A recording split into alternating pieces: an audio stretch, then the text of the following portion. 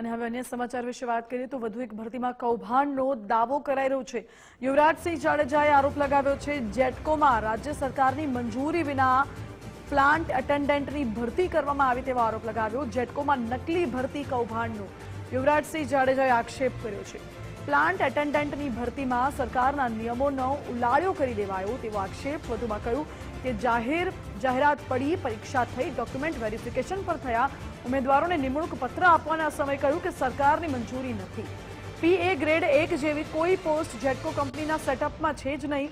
સરકારની મંજૂરી વિના જેટકોએ ભરતી બહાર પાડી દીધી અને PA 1 માટે ગુજરાત સરકાર પાસે કોઈ જ પે સ્કેલ મંજૂર કરાવવામાં નથી આવ્યો। આવો પે સ્કેલ આપવાની સત્તા જેટકો કંપનીને નથી। જેટકો કંપનીએ રાજ્ય સરકારના નિયમ વિરુદ્ધ ભરતી પ્રક્રિયા કરી છે। 153ની ભરતીમાં 10,000 ઉમેદવારોએ ઉમેદવારી નોંધાવી હતી તેવો દાવો યુવરાજસિંહે કર્યો।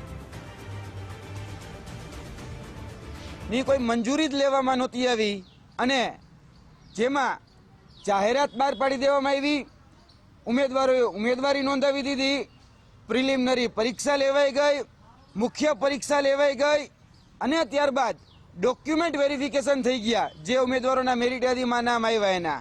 ત્યારબાદ એ લોકોના મેડિકલ વેરિફિકેશન એ પણ કરી નાખવામાં આવ્યું।